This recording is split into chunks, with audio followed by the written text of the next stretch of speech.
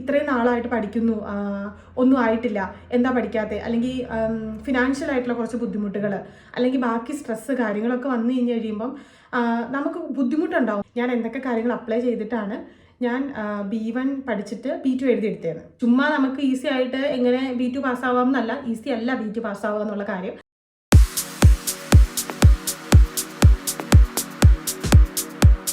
Hello, എല്ലാവർക്കും പുതിയൊരു വീഡിയോയിലോട്ട് സ്വാഗതം. ഞാൻ കഴിഞ്ഞ പ്രാവശ്യം എൻ്റെ ജർമ്മൻ ലാംഗ്വേജ് എക്സ്പീരിയൻസിനെ കുറിച്ചും ഞാനിവിടെ വന്നതിനെ കുറിച്ചൊക്കെ ഒരു വീഡിയോ ഇട്ടിട്ടുണ്ടായിരുന്നു. അന്നേരം എനിക്ക് കൂടുതലായിട്ട് ഒരുപാട് ക്വസ്റ്റ്യൻസ് വന്നാണ് എങ്ങനെയാണ് ഞാൻ B2 പഠിച്ചത്, അല്ലെങ്കിൽ ഞാൻ എങ്ങനെയായിരുന്നു എൻ്റെ ഒരു ജർമ്മൻ ജേർണി, ഞാൻ എന്തൊക്കെ കാര്യങ്ങൾ അപ്ലൈ ചെയ്തിട്ടാണ് ഞാൻ B1 പഠിച്ചിട്ട് B2 എഴുതിയെടുത്തത്. എനിക്ക് യൂസ്ഫുൾ ആണെന്ന് തോന്നിയിട്ടുള്ള കുറേ കാര്യങ്ങളാണ് ഞാൻ ഇന്ന് നിങ്ങളോട് സംസാരിക്കാൻ പോകുന്നത്. ജർമ്മൻ പഠിക്കുന്ന ആളുകൾക്ക് അത് ഭയങ്കര ഹെൽപ്ഫുൾ ആയിരിക്കും എന്നാണ് ഞാൻ വിശ്വസിക്കുന്നത്. കാരണം ഞാൻ പല മെത്തേഡ്സ് യൂസ് ചെയ്തതിന് ശേഷം എനിക്ക് ഏറ്റവും എഫക്റ്റീവ് ആണെന്ന് തോന്നിയിട്ടുള്ള കുറച്ച് കാര്യങ്ങളാണ് ഞാൻ നിങ്ങളോട് പറയാൻ ആഗ്രഹിക്കുന്നത്. നമ്മൾ ഓരോരുത്തരും ഓരോരോ റീസൺസ് കൊണ്ടായിരിക്കും അല്ലേ ജർമ്മൻ പഠിക്കാൻ വരുന്നത്. ഇപ്പം എന്നെ സംബന്ധിച്ച് ഞാൻ ജർമ്മൻ പഠിക്കാൻ പോയതിൻ്റെ കാരണം എന്ന് പറയുന്നത് എനിക്കിവിടെ നേഴ്സായിട്ട് ജോലി ചെയ്യാൻ വേണ്ടിയിട്ടായിരുന്നു. അപ്പം നേഴ്സായിട്ട് ജോലി ചെയ്യാനായിട്ട് എൻ്റെ രജിസ്ട്രേഷൻ സർട്ടിഫിക്കറ്റ് കിട്ടാൻ വേണ്ടി എനിക്ക് B2 സർട്ടിഫിക്കറ്റ് മസ്റ്റായിട്ടും വേണമായിരുന്നു. അപ്പം B2 എടുക്കുക എന്നുള്ളത് സ്വാഭാവികമായിട്ടും എൻ്റെ ഒരു ആവശ്യമായിട്ട് മാറി. ഞാൻ ജർമ്മൻ പഠിക്കാൻ പോകുവാണെന്ന് പല ആളുകളോടും പറഞ്ഞു കഴിഞ്ഞപ്പം എന്നെ നിരുത്സാഹപ്പെടുത്തിയിട്ടുള്ള ഒരുപാട് ആളുകളുണ്ടായിരുന്നു. എല്ലാവരും ചോദിച്ചുകൊണ്ടിരുന്നത് ഈ ചുരുങ്ങിയ സമയത്തിനുള്ളിൽ എങ്ങനെയാണ് ജർമ്മൻ പഠിക്കുക, നിങ്ങൾക്ക് ജർമ്മൻ ഒന്നും അറിയില്ലല്ലോ, കാരണം ആൽഫബറ്റ്സ് മുതൽ പഠിക്കണം. അപ്പം അതിലും ഭേദം IELTS അല്ലെങ്കിൽ OET ഒക്കെ എഴുതി പോകുന്നതല്ലേ, എന്തിനാണ് നമ്മൾ അറിയാത്തൊരു സാധനത്തിന് വേണ്ടി ഇത്രയും സമയവും ഇത്രയും പൈസയും മുടക്കുന്നത് എന്നൊക്കെ ഉണ്ടായിരുന്നു. പക്ഷേ എന്നാൽ പോലും എനിക്ക് എൻ്റെ ഒരു പേഴ്സണൽ ആവശ്യമായിരുന്നു. ഇപ്പം ഞാൻ മുന്നേ പറഞ്ഞിട്ടുണ്ട്, ഞാൻ ഒരിക്കൽ പോലും ഇപ്പം എൻ്റെ 10th വരെ അല്ലെങ്കിൽ +2 വരെ, അതിന് നഴ്സിംഗ് പഠിച്ച ഒരു സമയത്ത് ഞാൻ പഠിച്ച പോലെയോ ആ ഒരു ആറ്റിറ്റ്യൂഡേ എനിക്കല്ലായിരുന്നു ഞാൻ ഈ ജർമ്മൻ പഠിക്കുന്ന സമയത്ത്. എൻ്റെ ഒരു ആവശ്യമായിട്ട് എൻ്റെ ഒരു ഗോളായിരുന്നു ഇത് പഠിച്ച് പാസ്സാവുക എന്നുള്ളത്. അപ്പം ഞാൻ എത്ര ഇൻറ്റൻസിറ്റിയോട് കൂടിയായിരിക്കും അല്ലെങ്കിൽ എത്ര ആഗ്രഹത്തോടു കൂടിയായിരിക്കും ഞാൻ ഈ ജർമ്മൻ പഠിച്ചതെന്ന് എനിക്ക് വാക്കുകളാൽ വിശദീകരിക്കാൻ പോലും പറ്റില്ല. എൻ്റെ ഒരു ആവശ്യമായിരുന്നു, എനിക്ക് എന്തൊക്കെയോ നേടണമെന്ന് ഭയങ്കര ആഗ്രഹമായിരുന്നു. അപ്പം ആ ആഗ്രഹത്തിൻ്റെ പുറത്ത് ഞാൻ കുറേ അധ്വാനിച്ചത് കൊണ്ടാണ് എനിക്കിത് നേടാൻ പറ്റിയത്. വേറെ ചിലവരൊക്കെ എന്ന് വെച്ചാൽ ഇവിടെ വന്ന് മാസ്റ്റേഴ്സ് ചെയ്യാൻ വേണ്ടിയിട്ടൊക്കെ ആയിരിക്കും. അപ്പം മാസ്റ്റേഴ്സ് ചെയ്യാനൊക്കെ വേണ്ടി വരുമ്പം A1 മതി, A2 മതി, B1 മതി എന്നൊക്കെ ആൾക്കാർ പറയും. പക്ഷേ ജർമ്മൻ ലാംഗ്വേജിൻ്റെ ഒരു ഇമ്പോർട്ടൻസ് നമ്മൾ ശരിക്കും അത് മനസ്സിലാക്കണം. കാരണം ജർമ്മനി എന്ന് പറയുന്ന ഒരു രാജ്യം നിങ്ങൾ സ്വപ്നം കാണുന്നുണ്ടെങ്കിൽ, ഇപ്പം ഇവിടെ വന്ന് ജസ്റ്റ് പഠിച്ചിട്ട് തിരിച്ച് നാട്ടിൽ പോകാമെന്നാണെന്നുണ്ടെങ്കിൽ കുഴപ്പമില്ല. അല്ലാതെ നിങ്ങളിവിടെ പഠിച്ചതിന് ശേഷം നിങ്ങൾക്ക് ഇവിടെ ജോലി ചെയ്യണമെന്നുണ്ടെങ്കിൽ ജർമ്മൻ ലാംഗ്വേജ് സംസാരിക്കാതെ നിങ്ങൾക്ക് പറ്റില്ല. ഇപ്പം നാട്ടിൽ നിൽക്കുന്ന സമയത്ത് നിങ്ങൾക്ക് പല പ്രഷർ ഉണ്ടാവും ശരിക്കും പറഞ്ഞാൽ. കാരണം ഇത്രയും നാളായിട്ട് പഠിക്കുന്നു, ഒന്നും ആയിട്ടില്ല, എന്താ പഠിക്കാത്തത്, അല്ലെങ്കിൽ ഫിനാൻഷ്യൽ ആയിട്ടുള്ള കുറച്ച് ബുദ്ധിമുട്ടുകൾ, അല്ലെങ്കിൽ ബാക്കി സ്ട്രെസ്സ് കാര്യങ്ങളൊക്കെ വന്നു കഴിഞ്ഞ് കഴിയുമ്പം നമുക്ക് ബുദ്ധിമുട്ടുണ്ടാവും ശരിക്കും. ഞാൻ എത്തുമോ, അല്ലെങ്കിൽ എനിക്ക് എന്ത് ചെയ്യാൻ പറ്റും, അങ്ങനെയൊക്കെ. അല്ലെങ്കിൽ ഒരുപാട് വിഷമിച്ചിരിക്കുന്ന, ഒരുപാട് നമ്മുടെ മോട്ടിവേഷൻ കുറഞ്ഞിരിക്കുന്ന ഒരുപാട് സമയങ്ങൾ നമ്മുടെ ലൈഫിലുണ്ടാവും. പക്ഷെ നിങ്ങൾ മനസ്സിലാക്കേണ്ട ഒരു കാര്യം എന്ന് പറഞ്ഞിട്ടുണ്ടെന്നുണ്ടെങ്കിൽ, ഈ ഒരു സ്റ്റേജിൽ കൂടെ നിങ്ങളുടെ കൂടെ പഠിക്കുന്നവരും അത് കഴിഞ്ഞ് വന്നവരും എല്ലാവരും ഈ ഒരു സ്റ്റേജ് കഴിഞ്ഞിട്ടാണ് ഇപ്പം അവരവരെല്ലാവരും എത്തിയിരിക്കുന്ന ഒരു പൊസിഷനിലായിരിക്കുന്നത്. അപ്പം ഒരു മനുഷ്യനത് ചെയ്യാൻ പറ്റിയെന്നുണ്ടെങ്കിൽ മറ്റൊരു മനുഷ്യനും ഇത് ചെയ്യാൻ പറ്റും. എല്ലാം ഇപ്പം നമുക്കൊരു ഭയങ്കര ഒരു ഇൻ്റലിജൻസ് ലെവൽ ഉണ്ടെങ്കിൽ മാത്രമേ ഇത് പഠിച്ചെടുക്കാൻ പറ്റുള്ളൂ എന്നൊന്നുമില്ല. നമുക്ക് ആഗ്രഹം ഉണ്ടെന്നുണ്ടെങ്കിൽ, നമുക്ക് വേണമെന്നുണ്ടെങ്കിൽ ഉറപ്പായിട്ട് നമ്മൾ അതിന് വേണ്ടി നമ്മുടെ സമയവും എനർജിയും ഇൻവെസ്റ്റ് ചെയ്യുവാണെന്നുണ്ടെങ്കിൽ ഉറപ്പായിട്ട് നമുക്കത് നേടിയെടുക്കാൻ പറ്റും. എത്രത്തോളം നിങ്ങൾക്ക് ഇമ്പോർട്ടൻസ് അറിയാമെന്ന് എനിക്കറിയില്ല. പക്ഷേ ചിലവരൊക്കെ പറയും, ഇപ്പം നിങ്ങൾ നാട്ടിൽ നിൽക്കുന്ന സമയത്ത് ജർമ്മനിയിലെ കാര്യങ്ങളെക്കുറിച്ച് നിങ്ങൾക്ക് അങ്ങനെ അറിയാൻ പാടില്ല, എങ്ങനെയെങ്കിലും ഒന്ന് ജർമ്മനിക്ക് വന്ന് എത്തിയാൽ മതി എന്ന് മാത്രമേ ചിന്തിക്കുന്നുള്ളൂ. പക്ഷെ ഇവിടെ വന്നു കഴിഞ്ഞ് കഴിയുമ്പം എവിടെ പോയാലും നിങ്ങൾ ജർമ്മൻ സംസാരിക്കേണ്ടി വരും. അപ്പം ഇപ്പം A1 വെച്ചിട്ട് വന്നാൽ അത് കഴിഞ്ഞ് ആ ഒരു A1 ലെവൽ വെച്ചിട്ട് നമ്മൾ എങ്ങനെ ഇവിടെ ഒരു ജീവിക്കാൻ പറ്റും, അല്ലെങ്കിൽ നമുക്കിവിടെ എങ്ങനെ അതൊന്ന് തരണം ചെയ്യാൻ പറ്റും എന്നുള്ള കാര്യം നിങ്ങളൊക്കെ ഒന്ന് ചിന്തിക്കണം. എങ്ങനെയെങ്കിലും ഒന്ന് ജർമ്മനിക്ക് വരിക എന്ന് മാത്രമല്ല, ഞാൻ പഠിച്ച് നല്ല രീതിക്ക് ജർമ്മൻ സംസാരിച്ച് ജർമ്മനിക്ക് വരും എന്ന് വേണം നിങ്ങൾ ചിന്തിക്കാനായിട്ട്. ഇപ്പം നമുക്കറിയാൻ പറ്റും, ഇപ്പം നമ്മൾ മലയാളികളായിട്ട് കേരളത്തിൽ ജീവിക്കുമ്പോൾ വേറൊരു ഭാഷ സംസാരിക്കുന്ന ഒരാൾ വന്നു കഴിയുമ്പം ഈ മലയാളികളായിട്ടുള്ള എല്ലാവർക്കും മറ്റു ഭാഷ അറിയണമെന്ന് നിർബന്ധമില്ല. അപ്പോൾ ആ വരുന്ന ആളുടെ കാര്യങ്ങൾ നമുക്ക് മനസ്സിലാവണമെന്നുണ്ടെങ്കിൽ ഇപ്പോൾ ഒരു ഹോസ്പിറ്റലിൽ പോവുക, അല്ലെങ്കിൽ എന്തെങ്കിലും പേപ്പർ വർക്ക് ശരിയാക്കാൻ വേണ്ടി പോവുക, അങ്ങനെ ആരും അത്ര ക്ഷമയോടുകൂടി കേട്ടിരിക്കത്തില്ല. എല്ലാവരും വിചാരിക്കുന്നത് എന്താ, നിങ്ങൾ ജർമ്മനിക്ക് വന്നേക്കുന്നത് നിങ്ങളുടെ ഒരു ഗോളായിട്ട് കണ്ടിട്ടാണ്. അപ്പോൾ ജർമ്മൻ സംസാരിക്കുക എന്നുള്ളത് ഏറ്റവും ബേസിക് ആയിട്ടുള്ളൊരു എക്സ്പെക്റ്റേഷനാണ് നിങ്ങൾ ജർമ്മൻ സംസാരിക്കുക എന്നുള്ളത്. അതുകൊണ്ട് തന്നെ ഇപ്പം ചിലർക്കൊക്കെ ഉണ്ട് കേട്ടോ, ഇംഗ്ലീഷ് സംസാരിച്ച് ജോലി കിട്ടുന്ന ചിലവരൊക്കെ ഉണ്ട്. പക്ഷേ എന്നാലും മജോറിറ്റി ആളുകൾക്ക് നല്ല രീതിക്ക് ജർമ്മൻ സംസാരിക്കാതെ ജോലി സാധ്യത ഇല്ലെന്നുള്ളതാണ് സത്യം. ഈ ജർമ്മൻ ലാംഗ്വേജ് തന്നെ A1, A2, B1, B2 ഈ ലെവലാണ് വെച്ചേക്കുന്നത്. C1, C2 ഉണ്ട്. പക്ഷേ നോർമലി ഇപ്പോൾ നേഴ്സസിനൊക്കെ ആണെന്നുണ്ടെങ്കിൽ ഇവിടെ വരാനായിട്ട് B2 level of language certificate ആണ് നമുക്ക് വേണ്ടത്. ഇതിൻ്റെ ഒരു കാലാവധി എന്ന് പറയുന്നത് ഇപ്പോൾ നമുക്ക് A1, A2, B1 പിന്നെ B2 തന്നെ B21, B22 എന്ന് പറഞ്ഞിട്ടാണ് തിരിച്ചേക്കുന്നത്. അപ്പോൾ B21ഉം B22 നമ്മൾ ക്ലാസ് എടുക്കണം. ഈ B22 കഴിഞ്ഞതിന് ശേഷമാണ് നമുക്ക് നോർമലി എക്സാം എഴുതാൻ സാധിക്കുന്നത്. അപ്പോൾ ഇതിൻ്റെ ഒരു കാലാവധി എന്ന് പറയുന്നത് 7.5 മാസമാണ്. എന്ന് വെച്ചാൽ ഈ ലാംഗ്വേജ് പഠിക്കാൻ വേണ്ടി മാത്രം. പക്ഷേ എല്ലാ ഇൻസ്റ്റിറ്റ്യൂട്ടുകളും A1 കഴിഞ്ഞ് ഒരു 1.5 ആഴ്ച 2 ആഴ്ച ഗ്യാപ്പ് ഇട്ടതിന് ശേഷമാണ് A2 സ്റ്റാർട്ട് ചെയ്യുന്നത്. അത് കഴിഞ്ഞ് കുറച്ച് ഗ്യാപ്പ് ഇട്ടിട്ടാണ് അവർ B1 സ്റ്റാർട്ട് ചെയ്യുന്നത്. അതുകൊണ്ട് ഇത് പഠിച്ചെടുക്കാനായിട്ട് ഒരു 10 മാസമൊക്കെ സമയം നോർമലി എടുക്കാറുണ്ട്. ഞാൻ എൻ്റെ ഒരു എക്സ്പീരിയൻസ് പറയുവാണെങ്കിൽ കലക്കവെള്ളത്തിൽ മീൻ പിടിക്കുന്ന പോലെയായിരുന്നു എൻ്റെ ഒരു ജർമ്മൻ ലാംഗ്വേജ് തുടക്കമെന്ന് പറയുന്നത്. കാരണം ഇതിനെക്കുറിച്ച് ഒന്നും അറിഞ്ഞിട്ടല്ല ഞാൻ ഈ ജർമ്മൻ ലാംഗ്വേജ് പഠിക്കാൻ വേണ്ടി വന്നത്. ആ സമയത്ത് നമുക്ക് എക്സ്പീരിയൻസ് ഇല്ലാണ്ട് ജർമ്മനി എന്ന് പറയുന്ന ഒരു രാജ്യത്തേക്ക് മാത്രമേ വരാൻ പറ്റുമായിരുന്നുള്ളൂ. അപ്പം എക്സ്പീരിയൻസ് എടുക്കാതെ വരാനുള്ളൊരു ഓപ്ഷൻ എന്ന് മാത്രമേ ഞാൻ ജർമ്മനി കണ്ടിട്ടുള്ളൂ. പക്ഷേ ഈ ലാംഗ്വേജ് സർട്ടിഫിക്കറ്റ് വേണമെന്ന് എനിക്കറിയായിരുന്നു. അപ്പോൾ അത് എങ്ങനെയെങ്കിലും ഒന്ന് മേടിച്ചെടുക്കുക എന്നുള്ളതായിരുന്നു എൻ്റെ ഒരു ഗോള്. അതുപോലെ എല്ലാവർക്കും അങ്ങനെ ഒരു ഗോളുണ്ട്. നിങ്ങൾ എന്തുകൊണ്ടാണ് നമ്മൾ എന്ത് കാര്യം ചെയ്യാൻ തീരുമാനിച്ചാലും അതിൽ നമ്മളൊരു ഗോളുണ്ട്. ആ ഒരു ഇത് കണ്ടിട്ടാണ് നമ്മൾ ആ ഒരു കാര്യം ചെയ്യാൻ വേണ്ടി തീരുമാനിക്കുന്നത്. അപ്പം നമ്മൾ ആരുടെയും നിർബന്ധത്തിന് വഴങ്ങാതെ സ്വന്തം ആഗ്രഹമായിട്ട് ചെയ്യുവാണെന്നുണ്ടെങ്കിൽ നമ്മളത് മോട്ടിവേറ്റഡ് ആയിട്ടിരിക്കാം. അതുപോലെ നമ്മൾ മോട്ടിവേറ്റഡ് ആയിട്ട് എപ്പോഴും ഇരിക്കുക. A1 തുടങ്ങി B2 ആയി കഴിയുന്നത് വരെ നമ്മൾ മോട്ടിവേറ്റഡ് ആയിട്ടിരിക്കുക എന്നുള്ളത് നമ്മൾ ശ്രദ്ധിക്കേണ്ട ഒരു കാര്യമാണ്. അതിൽ നമ്മൾ ആരെയും നോക്കിയിട്ട് കാര്യമില്ല. ഇപ്പം എനിക്ക് കുറച്ച് മോട്ടിവേഷൻ താന്ന് നമ്മൾ ആരോട് പറഞ്ഞിട്ടും കാര്യമൊന്നുമില്ല. നമ്മൾ സ്വന്തമായിട്ട് മോട്ടിവേറ്റഡ് ആവുക എന്നുള്ളത് ഏറ്റവും ഇമ്പോർട്ടൻ്റ് ആയിട്ടുള്ളൊരു കാര്യമാണ്. കാരണം ഇതിൽ നമ്മൾ സക്സസ്ഫുൾ ആവുകയാണെന്നുണ്ടെങ്കിൽ ആ സക്സസ്ഫുൾ ആവുന്നതിൻ്റെ നേട്ടവും നമുക്ക് തന്നെയാണ്. അപ്പം ഈ ജർമ്മൻ ലാംഗ്വേജ് പഠിക്കുന്നതിൻ്റെ ഏറ്റവും ബേസിക് സ്റ്റെപ്പ് എന്ന് പറയുന്നത് മോട്ടിവേറ്റഡ് ആയിട്ട് ഇരിക്കുക എന്നുള്ളതാണ്. പിന്നെ രണ്ടാമത്തെ കാര്യം എന്ന് പറയുന്നത് ബേസിക് ആയിട്ടുള്ള കാര്യങ്ങൾ പഠിക്കുക. ഞാൻ ഇതൊക്കെയെന്ന് വെച്ചിട്ടുണ്ടെങ്കിൽ എൻ്റെ ഒരു കുറേ നാൾ എടുത്തിട്ടാണ് എനിക്കിതൊക്കെ മനസ്സിലായത്. പക്ഷേ എന്തോ ദൈവാനുഗ്രഹം കൊണ്ടായിരിക്കും എൻ്റെ തുടക്കം മുതൽ ഞാൻ അങ്ങനെ തന്നെയാണ് പോയിക്കൊണ്ടിരുന്നത്. അതുകൊണ്ട് എനിക്ക് ഒരു തട്ടലും മുട്ടലും ഒന്നും ഉണ്ടായിട്ടില്ല. പക്ഷേ ഇത് പഠിച്ചു കഴിഞ്ഞ ഒരാളെന്നുള്ള രീതിക്ക് എനിക്ക് ഇനി വരാൻ പോകുന്ന ആളുകളോട് ഇങ്ങനെ സംസാരിക്കാൻ പറ്റും.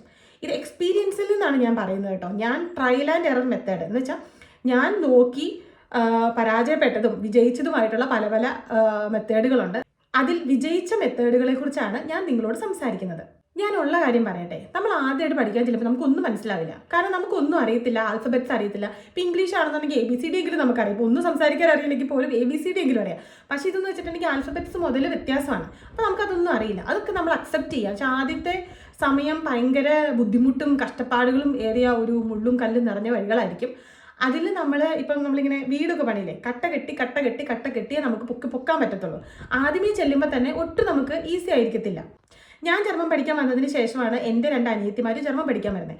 അപ്പോൾ അതിൽ ആദ്യത്തെ അനിയത്തി ജർമ്മൻ പഠിക്കാൻ വന്നിട്ട് അവൾ എന്നോട് പറഞ്ഞു, ആദ്യത്തെ 2-3 ക്ലാസ് കഴിഞ്ഞ് കഴിഞ്ഞപ്പോൾ എന്നെ വിളിച്ചിട്ട് അവൾ എന്നോട് പറഞ്ഞു, എടി എനിക്കിത് പറ്റുമെന്ന് തോന്നല്ല.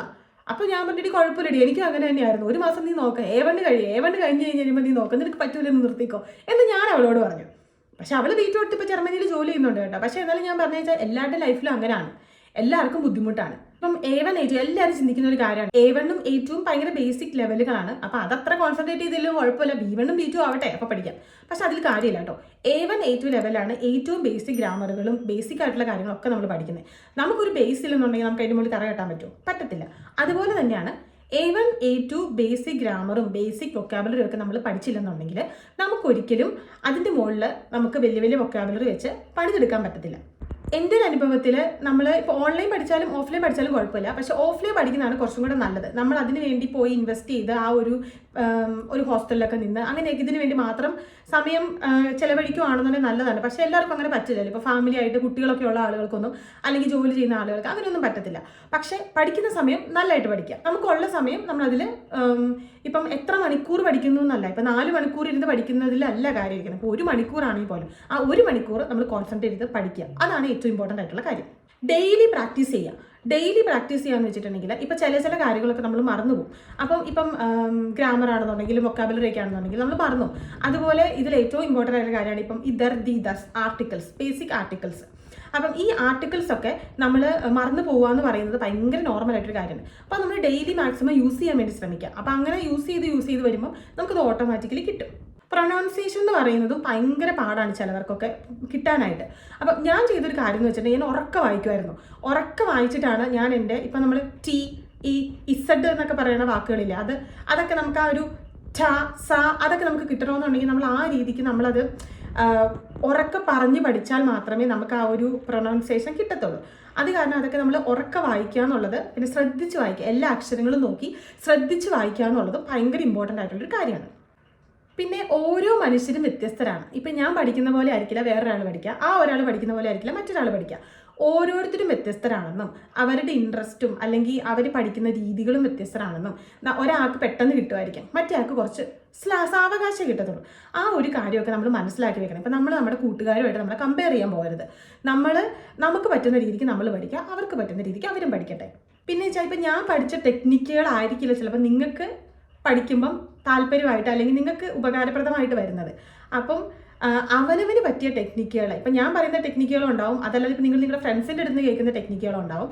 അപ്പം അതിൽ ഏതാണോ നിങ്ങൾക്ക് ഏറ്റവും ആപ്റ്റ് ആയിട്ടുള്ളത്, നിങ്ങൾക്ക് അത് മെമ്മറൈസ് ചെയ്യാൻ പറ്റുന്നത് എങ്ങനെയാണ്, അല്ലെങ്കിൽ നിങ്ങൾക്ക് അത് പ്രാക്ടീസ് ചെയ്യാൻ പറ്റുന്നത് എങ്ങനെയാണ്, അത് അവനവന് എങ്ങനെ പറ്റും എന്നുള്ളത് നോക്കിയിട്ട് പഠിക്കുക. എല്ലാവർക്കും A1 പഠിക്കാൻ ചെല്ലുമ്പോൾ തന്നെയുള്ള ഏറ്റവും വലിയൊരു ചലഞ്ച് എന്ന് പറയുന്നത് ഈ ആർട്ടിക്കിൾ പഠിക്കുന്നതാണ്. ദർ, ദി, ദസ്, തി. അപ്പം ഈ ആർട്ടിക്കിൾ പഠിക്കുന്നതാണ് ഏറ്റവും പാടായിട്ട് എല്ലാവരും പറയുന്നത്. ഞാൻ ചെയ്തൊരു കാര്യം എന്ന് പറഞ്ഞിട്ടുണ്ടെന്നുണ്ടെങ്കിൽ എനിക്കും ബുദ്ധിമുട്ടായിരുന്നു. ദറാണോ ദി ആണോ ദസ്സാണോ ഒരു പിടിയില്ല. അങ്ങനെ ആയിരിക്കുന്ന സമയത്ത് നമുക്ക് ചെയ്യാൻ പറ്റുന്നൊരു കാര്യമാണ് നമ്മൾ 3 കളർ പേൻ എടുക്കുക. നമുക്ക് ശരിക്കും ദർ, ദി, ദസ് അല്ലേ ഉള്ളൂ. ദർ വരുന്നത് ബ്ലാക്ക് പെൻ വെച്ച് എഴുതുക, ദി വരുന്നത് ബ്ലൂ പെൻ വെച്ച് എഴുതുക, ദസ് വരുന്നത് റെഡ് കളർ പെൻ വെച്ച് എഴുതുക. അപ്പം നമുക്കിപ്പോൾ കിട്ടിയില്ലെങ്കിൽ പോലും, എന്ന് വെച്ചാൽ നമുക്കത് അറിയില്ലെങ്കിൽ പോലും നമുക്കത് പിന്നീട് മനസ്സിലാവും, ഞാൻ ഈ സാധനത്തിൻ്റെ ആർട്ടിക്കിൾ ദസ് ആയിരുന്നു, അത് ഞാൻ റെഡ് പേന വെച്ചാണ് എഴുതിയത്.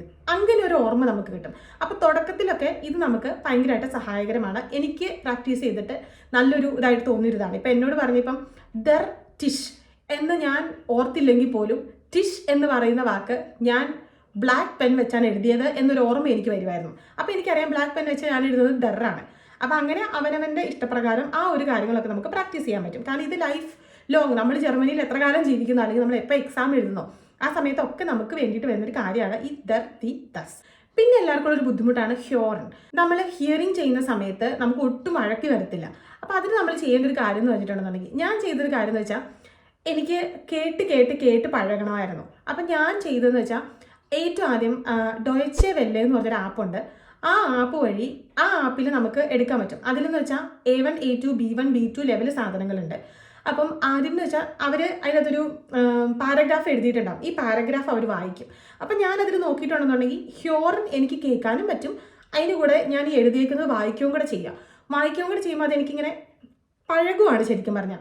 അങ്ങനെ കുറേ നാളിങ്ങനെ വായിച്ച് കേട്ട് പിന്നെ എനിക്ക് വായിക്കാതെ കേൾക്കുമ്പോഴും ഇതാണെന്ന് എനിക്ക് മനസ്സിലാവുന്നുണ്ട് ശരിക്കും. അതെനിക്ക് ഭയങ്കരമായിട്ട് എന്നെ ഹെൽപ്പ് ചെയ്തായിരുന്നു. ഇപ്പം ഞാൻ പറഞ്ഞാൽ നിങ്ങൾ വിശ്വസിക്കുമെന്നൊന്നും എനിക്ക് അറിയത്തില്ല, പക്ഷേ സത്യമായ ഒരു കാര്യമായതുകൊണ്ടാണ് ഞാനിങ്ങനെ ഒരു പബ്ലിക് പ്ലാറ്റ്ഫോമിൽ വന്ന് വിളിച്ച് പറയുന്നത്.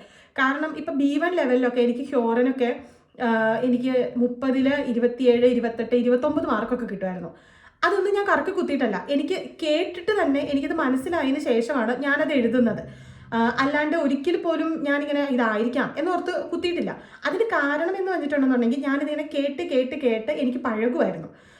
അപ്പോൾ അത് പറയുമ്പോൾ തന്നെ എനിക്ക് മനസ്സിലാവുന്നുണ്ടായിരുന്നു ഇന്നതാണ് എന്നോർത്തുകൊണ്ട്. ഇപ്പം വേർഡ് ബൈ വേർഡ് ഞാൻ ആ ഒരു ഹ്യോറൻ കേൾക്കുന്നതിൽ പറയുന്ന എല്ലാ വാക്കുകളും എനിക്ക് മനസ്സിലാകുന്നു എന്നല്ല, പക്ഷേ അവർ പറയണേ എനിക്ക് മനസ്സിലാവുന്നുണ്ടായിരുന്നു. അതിൻ്റെ ഒരു ഓവറോൾ ഒരു അർത്ഥം അതും എനിക്ക് മനസ്സിലാകുമായിരുന്നു. അത് വെച്ചാൽ നമുക്ക് എല്ലാ വാക്കും അറിയില്ലെങ്കിലും കേട്ട് നമ്മൾ തഴമ്പിച്ച് കഴിയുമെന്ന് പറയത്തില്ലേ, അങ്ങനെ ചെയ്ത് കഴിയുന്ന സമയത്ത് നമുക്കത് ഭയങ്കരമായിട്ട് മനസ്സിലാക്കാൻ പറ്റും ശരിക്കും. അതുപോലെ ഇത് ലെയ്സനും നമ്മളെ ഹെൽപ്പ് ചെയ്യും ശരിക്കും, കാരണം ഇത് വായിക്കുകയും കൂടെ ചെയ്യുവാണല്ലോ. അപ്പം അങ്ങനെ വായിച്ചപ്പോൾ ലെയ്സൻ്റെ സമയത്താണല്ലോ എനിക്ക് ഇതുപോലെ മാർക്ക് കിട്ടുമായിരുന്നു. അതും കറക്ക് കുത്തിയിട്ടല്ല, കാരണം എല്ലാ വാക്കിൻ്റെ അർത്ഥം എനിക്ക് മനസ്സിലായില്ലെങ്കിൽ പോലും എനിക്ക് ആ ഒരു ഓവറോൾ സംഭവം എന്താണ് എന്ന് എനിക്ക് മനസ്സിലാകുമായിരുന്നു. അതിന് ഈ ഒരു പ്രോസസ്സ് എന്നെ ഭയങ്കരമായിട്ട് ഹെൽപ്പ് ചെയ്തിട്ടുണ്ട്. ഞാനാണെങ്കിൽ എല്ലാ ദിവസവും ഹ്യോറൻ കേൾക്കാൻ ഞാൻ ശ്രദ്ധിക്കുമായിരുന്നു.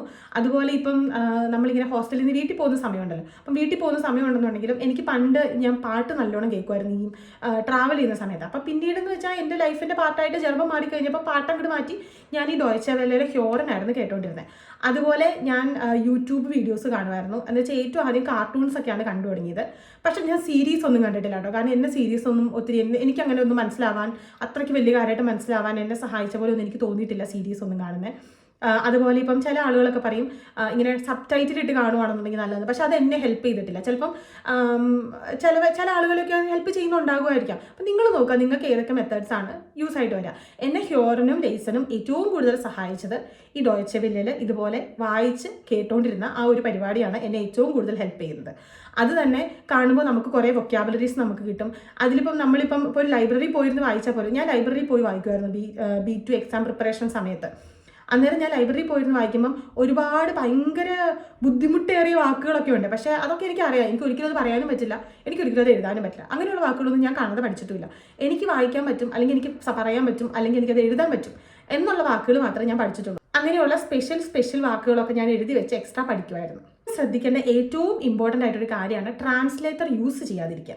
നമുക്ക് A1 ലെറ്റർ എഴുതാനുണ്ട്, A2 ലെറ്റർ എഴുതാനുണ്ട്. പക്ഷേ ദൈവത്തെ ഓർത്ത് നിങ്ങൾ ഒരിക്കലും ട്രാൻസ്ലേറ്റ് ചെയ്യരുത്. ഒരു പ്രാവശ്യം ട്രാൻസ്ലേറ്റ് ചെയ്ത് പോയിട്ടുണ്ടെന്നുണ്ടെങ്കിൽ പിന്നെ അത് നമുക്ക് ഭയങ്കരമായിട്ട് ടെൻഡൻസി ഉണ്ടാകും അത് ചെയ്യാൻ വേണ്ടിയിട്ടുള്ളത്. അതല്ലാതെ നിങ്ങൾ തെറ്റെഴുതി നിങ്ങൾ ടീച്ചർ അത് കറക്റ്റ് ചെയ്ത് തരും. അതിൽ നിന്ന് നിങ്ങൾക്ക് ഇമ്പ്രൂവ് ചെയ്യാൻ പറ്റും. അത് ഭയങ്കര ഇമ്പോർട്ടൻ്റ് ഒരു കാര്യമാണ്. അതുപോലെ നമ്മൾ ഇംഗ്ലീഷിൽ ചിന്തിച്ചിട്ട് എഴുതാണ്ടിരിക്കുക. കാരണം ഇംഗ്ലീഷിൽ ചിന്തിച്ചിട്ട് എഴുതാൻ പോയിട്ടുണ്ടെങ്കിൽ നമുക്കത് ഭയങ്കരമായിട്ട് തെറ്റിപ്പോകും. മലയാളത്തിൽ ചിന്തിച്ചിട്ട് എഴുതിയിട്ടുണ്ടെങ്കിൽ കുറച്ചും കൂടെ നമുക്കത് ചെയ്യാൻ പറ്റും കേട്ടോ. മനസ്സിലാക്കി പഠിക്കുക. ഈ ഓരോ ഗ്രാമർ കാര്യങ്ങൾ വരുന്നത് ശരിക്കും അത്രയ്ക്ക് പാടൊന്നുമില്ല. നമുക്കിത് കറക്റ്റായിട്ട് ഒരാൾ പറഞ്ഞു തരാനുണ്ടെന്നുണ്ടെങ്കിൽ, അല്ലെങ്കിൽ നമുക്കത് മനസ്സിലായിട്ടുണ്ടെന്നുണ്ടെങ്കിൽ, അതുപോലെ ഒരുപാട് യൂട്യൂബ് വീഡിയോസും കാര്യങ്ങളൊക്കെ ഉണ്ട്. അതിലൊക്കെ നോക്കിയിട്ട് നമ്മൾ ആ ഒരു കണ്ടന്റ് എന്താണ്, ഇപ്പം നോമിനാറ്റീവ് അല്ലെങ്കിൽ അക്യുസാറ്റീവ് അല്ലെങ്കിൽ ഡാറ്റീവ് എന്നൊക്കെ പറഞ്ഞ് നമ്മൾ പഠിക്കുവാണെന്നുണ്ടെങ്കിൽ, അല്ലെങ്കിൽ ഇപ്പം ഇനി കൂടുതലായിട്ട് വന്നു കഴിഞ്ഞാൽ ഇപ്പോൾ പാസീവ് വോയിസ് പഠിക്കുവാണെന്നുണ്ടെങ്കിൽ, ഫ്യൂച്ചർ റൈംസ് പഠിക്കുവാണ്, അങ്ങനെ എന്ത് പഠിച്ചാൽ പോലും നമ്മളത് മനസ്സിലാക്കി പഠിക്കുവാണെന്നുണ്ടെങ്കിൽ നമുക്കത് അപ്ലൈ ചെയ്യാൻ പറ്റും. കുറച്ച് വൊക്കാബുലറി നമുക്ക് അറിഞ്ഞാൽ മതി. A1 എന്ന് പറയുന്നത് ഏറ്റവും ബേസിക് ലെവലാണ്. അവിടെ നമ്മൾ കുറച്ച് ഗ്രാമർ കാര്യങ്ങൾ, കുറച്ച് വൊക്കാബുലറീസ് ഒക്കെയാണ് പഠിക്കുക. അപ്പം നമ്മുടെ ഒരു പിച്ച വെച്ച് തുടങ്ങുന്ന ഒരു സമയമാണ്, ഒരു കിൻഡർ ഗാർഡൻ സമയമൊക്കെ. അപ്പോൾ ആ സമയത്ത് പഠിക്കുന്ന ഗ്രാമറും കാര്യങ്ങളൊക്കെ മനസ്സിലാക്കുക. അതുപോലെ ആ സമയത്തുള്ള വൊക്കാബുലറി കാര്യങ്ങൾ പഠിക്കുക. എല്ലാം നമ്മളെ കൊണ്ട് പഠിച്ചു വയ്ക്കാൻ പറ്റത്തില്ല, അത് ഭയങ്കര നോർമലായിട്ടൊരു കാര്യമാണ്.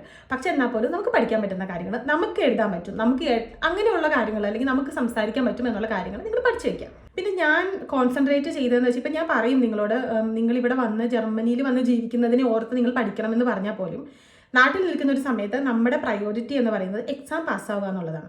ഇപ്പം ഞാൻ പഠിക്കുന്ന സമയത്ത് A1 പഠിക്കുന്ന സമയത്ത് എൻ്റെ പ്രയോറിറ്റി A1 പാസ്സാവുക, A2 പഠിക്കുന്ന സമയത്ത് A2 പാസ്സാവുക. അപ്പോൾ അതാണ് എൻ്റെ പ്രയോറിറ്റി ആയിട്ട് വരുന്നത്. അപ്പം ആ ഒരു എക്സാം പാസ്സാവുന്ന പോയിന്റ് ഓഫ് വ്യൂവിൽ നിങ്ങൾ പഠിക്കുക. അങ്ങനെ പഠിച്ചു കഴിഞ്ഞ് കഴിയുമ്പം നിങ്ങൾക്ക് എന്തെന്തൊരു നമ്മൾ നാട്ടിൽ നിന്ന് പഠിച്ചെന്ന് പറഞ്ഞാലും ജർമ്മനിയിൽ വന്നു കഴിഞ്ഞ് കഴിയുമ്പം അത്ര ഈസി ഒന്നും അല്ല ഇവർ പഠിക്കുന്ന ജർമ്മൻ മനസ്സിലാക്കാൻ വേണ്ടിയിട്ട്. പിന്നെ ഓരോ നമ്മൾ നിൽക്കുന്ന മേഖലകളെയും അനുസരിച്ചിരിക്കും അവർ പറയുന്ന ജർമ്മനും കാര്യങ്ങളൊക്കെ. അപ്പം നമ്മൾ എന്തോരം പഠിച്ചിട്ട് വന്നാലും കുറച്ച് ബുദ്ധിമുട്ടുകൾ നമുക്കുണ്ടാവും. അത് കാരണം നമ്മൾ എക്സാം പാസ്സാവുന്നതിനെ കേന്ദ്രീകരിച്ച് പഠിക്കുക. ഇപ്പോൾ എക്സാമിന് എങ്ങനെ സ്കോർ ചെയ്യാൻ പറ്റും, എന്തൊക്കെ സാധനങ്ങൾ എനിക്ക് അപ്ലൈ ചെയ്ത് എഴുതാൻ പറ്റും. ഇപ്പോൾ B1 ലെവലിലാണെങ്കിൽ എന്തൊക്കെ സാധനങ്ങൾ ഞാൻ എഴുതണം, അല്ലെങ്കിൽ റേഡേമിറ്റിൽ പഠിക്കണം. ഇപ്പോൾ സ്പ്രെഹന് നമ്മൾ മാർക്ക് കിട്ടണമെന്നുണ്ടെങ്കിൽ നമ്മൾ റേഡേമിറ്റിൽ പഠിക്കണം. അപ്പോൾ അങ്ങനെ നമ്മൾ ഈ എക്സാം പാസ്സാവുന്ന ഒരു കാര്യം കൂടെ നമ്മൾ കോൺസെൻട്രേറ്റ് ചെയ്യണം. ഞാനത് കോൺസെൻട്രേറ്റ് ചെയ്തിരുന്നു കേട്ടോ. എന്ത് ചെയ്തിട്ടുണ്ടെങ്കിൽ എനിക്ക് എൻ്റെ ഷൈബൻ ഇമ്പ്രൂവ് ചെയ്യാൻ പറ്റും. അപ്പോൾ അത് കാണുന്ന ആൾക്കാർക്ക് ഒരു ഇമ്പ്രഷൻ വരണമല്ലോ, അത് നമുക്ക് മാർക്കിട്ട് തരണമെന്നുണ്ടെങ്കിൽ. അപ്പോൾ അതിനെനിക്ക് എന്ത് ചെയ്യാൻ പറ്റും എന്നൊക്കെ ഞാൻ ചിന്തിക്കുമായിരുന്നു. അതുപോലെ ഇപ്പം ലേസൺ ഹ്യോറിനൊക്കെ കിട്ടിയാലും അതൊക്കെ പിന്നീട് വീട്ടിൽ കൊണ്ടുപോയി അത് എന്താണെന്ന് കറക്റ്റായിട്ട് മനസ്സിലാക്കാനുള്ളൂ. ഇപ്പോൾ നമ്മൾ കേൾക്കുന്ന സമയത്ത് അങ്ങനെ കറക്റ്റ് കേട്ടിട്ടല്ലല്ലോ നമ്മൾ എഴുതുന്നത്, ഏകദേശം ഒരു ഇത് മനസ്സിലാക്കിയാണല്ലോ നമ്മൾ എഴുതുന്നത്. അപ്പോൾ അതെങ്ങനെ ചെയ്യാൻ പറ്റുമെന്ന് പിന്നീട് വീട്ടിൽ കൊണ്ടുപോയി അങ്ങനെയൊക്കെ കാര്യങ്ങൾ ഞാൻ ചെയ്യുമായിരുന്നു കേട്ടോ. പ്രാക്ടീസോട് കൂടി മാത്രമേ നമുക്കൊരു ലാംഗ്വേജ് പഠിക്കാൻ പറ്റുള്ളൂ. അതുകൊണ്ട് ഇപ്പം നിങ്ങൾ ഫ്രണ്ട്സിൻ്റെ കൂടെ പ്രാക്ടീസ് ചെയ്യുക എന്നുള്ളതൊക്കെ ഭയങ്കര ഇമ്പോർട്ടൻ്റ് ഒരു കാര്യമാണ്. നിങ്ങൾക്ക് ഈ ലെറ്ററൊക്കെ എഴുതാനുള്ള, അങ്ങനെ ഷൈബൻ ചെയ്യാനുള്ള എല്ലാ സാധനങ്ങളും നിങ്ങൾക്ക് സ്വന്തമായിട്ട് എഴുതി സ്വന്തമായിട്ട് കറക്റ്റ് ചെയ്യാൻ പറ്റും. പക്ഷേ ഈ സംസാരിക്കുക എന്നുള്ള കാര്യം നിങ്ങൾ എത്ര നോക്കിയാലും നിങ്ങൾക്ക് ഒറ്റയ്ക്ക് അത് ഇമ്പ്രൂവ് ചെയ്യാൻ പറ്റില്ല. അപ്പോൾ ഫ്രണ്ട്സ് ആരെങ്കിലും ഉണ്ടെന്നുണ്ടെങ്കിൽ അവരുടെ കൂടെ ഇരുന്ന് അത് പ്രാക്ടീസ് ചെയ്യുക, ഫോൺ വിളിച്ച് പ്രാക്ടീസ് ചെയ്യുക. അടുത്തില്ലെന്നുണ്ടെങ്കിൽ അങ്ങനെ പ്രാക്ടീസ് ചെയ്യുകയാണെന്നുണ്ടെങ്കിൽ ഈ ഒരു പഠിക്കുന്ന സമയം ഈ ഒരു പഠിക്കുന്ന കാര്യത്തിന് വേണ്ടി മാത്രമായിട്ട് മാറ്റി വെക്കണം എന്നാണ് എൻ്റെ ഒരു അഭിപ്രായം. കാരണം അങ്ങനെയാണെന്നുണ്ടെങ്കിലാണ് നമുക്കിതിൽ ഭയങ്കരമായിട്ട് ചെയ്യാൻ പറ്റത്തുള്ളൂ. നമ്മളിപ്പോൾ വേറൊരു കാര്യം ചെയ്യുന്നതിന് കൂടെ ചെയ്താൽ അത്ര ഒരു എഫക്റ്റ് ഇല്ലെന്നാണ് എനിക്ക് തോന്നുന്നത്. ചിലപ്പോൾ അങ്ങനെ ചെയ്യാൻ പറ്റുന്നവരും ഉണ്ടായിരിക്കാം. പിന്നെ ഒരു ഡിസ്ക്ലൈമർ ആയിട്ട് എനിക്ക് പറയാനുള്ളത്, ഞാൻ ഈ പറഞ്ഞ കാര്യങ്ങളെല്ലാം എൻ്റെ ഒരു പേഴ്സണൽ എക്സ്പീരിയൻസിൽ നിന്ന് പറഞ്ഞ കാര്യങ്ങളാണ്. ഓരോരുത്തർക്കും വ്യത്യാസം ഉണ്ടാവാം. പക്ഷെ എന്നാലും ഞാൻ നോക്കി കണ്ടുപിടിച്ച അല്ലെങ്കിൽ എനിക്ക് ഭയങ്കര ഹെൽപ്ഫുൾ ആയിട്ട് തോന്നിയ കാര്യങ്ങളാണ് ഞാൻ നിങ്ങളുമായിട്ട് ഷെയർ ചെയ്തത്. കാരണം എനിക്ക് ഒരുപാട് മെസ്സേജസ് ഒക്കെ വരുന്നുണ്ട്, എങ്ങനെയാണ് പഠിക്കേണ്ടത്, എന്താ ചെയ്യേണ്ടതെന്നൊക്കെ. അപ്പം ഞാൻ പറഞ്ഞ പോലെ ഞാൻ B2 പഠിച്ചിട്ടില്ല, ഞാൻ B1 വരെ പഠിച്ചിട്ടുള്ളൂ. അത് കഴിഞ്ഞ് എക്സാം പ്രിപ്പറേഷൻ കഴിഞ്ഞിട്ടാണ് ഞാൻ ചെയ്തത്. അപ്പം ഞാൻ ഒത്തിരി ഹാർഡ് വർക്ക് ചെയ്തിട്ടാണ്, ഈസി അല്ല, ഞാൻ ഹാർഡ് വർക്ക് ചെയ്തിട്ട് തന്നെയാണ് B1 പഠിച്ചതിന് ശേഷം ഞാൻ B2 എക്സാം എഴുതി പാസ്സായത്. ഒരിക്കലും കുറേ ദൈവാനുഗ്രഹം ഉണ്ടായിരുന്നു. എന്നാലും നമ്മൾ ഹാർഡ് വർക്ക് ചെയ്യുമ്പോൾ ദൈവം അത് കണ്ടില്ലെന്ന് വെക്കില്ലല്ലോ.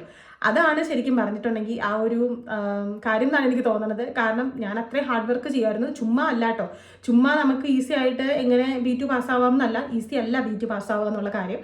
നമ്മൾ എത്ര എഫേർട്ട് ഇടുന്നോ അതനുസരിച്ചാണ് നമ്മൾ B2 പാസ്സാവുന്നത്. പിന്നെ ഇപ്പം പറയുന്നതാണ് എനിക്ക് 2 ടൈലുള്ളൂ 3 ടൈലുള്ളൂ. പക്ഷേ എല്ലാവരുടെയും ഞാൻ പറഞ്ഞ പോലെ നമ്മൾ ബാക്കിയുള്ളവരായിട്ട് കമ്പയർ ചെയ്തിരിക്കുക. ചിലപ്പോൾ ചിലവരൊക്കെ ഒരു ടൈം കൊണ്ട് പാസ്സാവുമായിരിക്കും, പക്ഷെ ചിലവർക്ക് ചിലപ്പോൾ അങ്ങനെ പറ്റില്ല. അപ്പോൾ അത് നമ്മൾ അക്സെപ്റ്റ് ചെയ്തിട്ട് നമ്മൾ പാതി വഴിക്ക് ഉപേക്ഷിച്ച് പോകാണ്ട് എങ്ങനെയെങ്കിലുമൊക്കെ ഒന്ന് B2 പാസ്സാക്കി എടുക്കാൻ വേണ്ടി ശ്രമിക്കുക. കാരണം ഇവിടം വരെ കൊണ്ടുവന്നിട്ട് പഠിക്കെ കൊണ്ട് കലവട്ടൊടയ്ക്കാന്ന് പറയില്ലേ, ഇവിടം വരെ വന്ന് എത്താൻ പറ്റുന്നുണ്ടെങ്കിൽ നിങ്ങൾക്ക് ഉറപ്പായിട്ടും എക്സാം എഴുതിയെടുക്കാൻ പറ്റില്ലേ. അത് പറ്റുമെന്ന് വിശ്വസിക്കുക, അതിനുവേണ്ടി പ്രാക്ടീസ് ചെയ്യുക, പഠിക്കുക. അങ്ങനെ വന്നു കഴിയുമ്പോൾ നമുക്ക് ഉറപ്പായിട്ടും ചെയ്യാൻ പറ്റും. അപ്പം ഇതൊക്കെയാണ് എൻ്റെ ടിപ്സ്. ആർക്കെങ്കിലുമൊക്കെ ഉപകാരപ്പെട്ടിട്ടുണ്ടെന്നുണ്ടെങ്കിൽ എനിക്ക് ഒരുപാട് സന്തോഷമുണ്ട് ശരിക്കും.